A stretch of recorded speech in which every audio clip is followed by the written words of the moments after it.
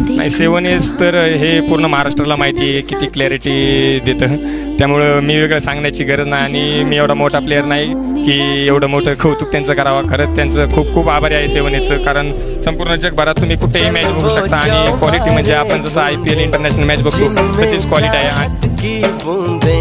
सच कर दे सपनों को सभी,